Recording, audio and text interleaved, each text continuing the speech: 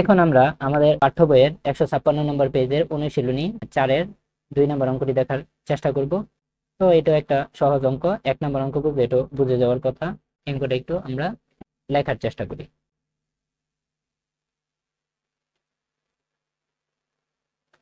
তো অঙ্কে আমাদের কি বলা আছে যে থিটা সমান 30 ডিগ্রি হলে, তো আমরা লিখে নিই, দেওয়া আছে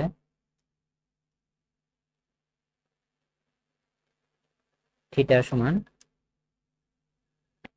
30 ডিগ্রি। এখন বলছে দেখাইতে বলছে, তো দেখাইতে বললে আমরা কি করি, এই সমান সমানের এটাকে আমরা বাম পক্ষ অর্থাৎ LHS আর এটাকে আমরা ডান পক্ষ অর্থাৎ RHS ধরে নিই। তো আমরা এটাকে প্রথমে LHS ধরে নিই, LHS সমান tan টুয়াইস থিটা। তো tan আমরা জানি, আর 2 থাকবে, আর থিটার মান 30 ডিগ্রি। এটাকে আমরা একবারে লিখতে পারি tan 60 ডিগ্রি। তো tan 60 ডিগ্রির মান আমার মুখস্থ জানা আছে √3। তোমার জানা না থাকলে তুমি শিখে নেবে। এখন আমরা রাইট হ্যান্ড সাইড দেখবো। রাইট হ্যান্ড সাইড এটাও সহজ, 2 tan theta by 1 minus tan square theta. তো উপরে 2 আমাদের ঠিক থাকবে, ইন্টু tan থিটা মানে tan 30 ডিগ্রি, আর নিচে আছে 1 মাইনাস tan স্কোয়ার থিটা। এই tan স্কোয়ার থিটাকে আমরা কি লিখতে পারি, আগে দেখছি tan, এই যে থিটা, থিটার মান 30 ডিগ্রি, স্কোয়ারটাকে আমরা উপরে দিয়ে দিব। এখন উপরে আমরা লিখতে পারি 2, tan 30 ডিগ্রি মান হলো 1/√3,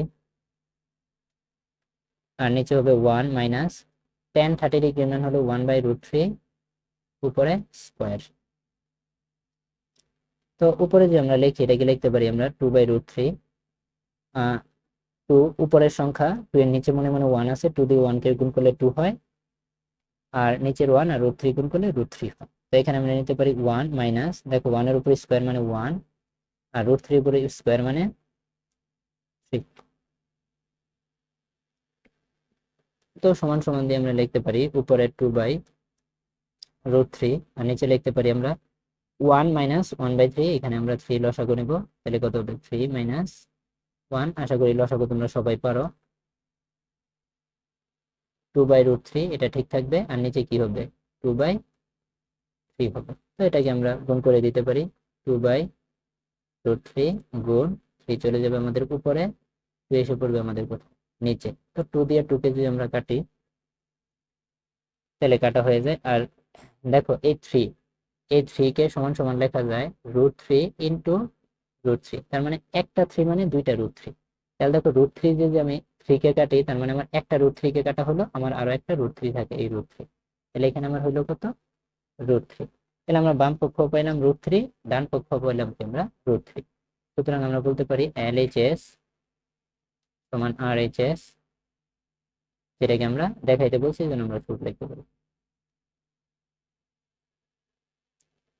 আশা করি এই অঙ্কটা তোমরা ভালোভাবে বুঝতে পেরেছো।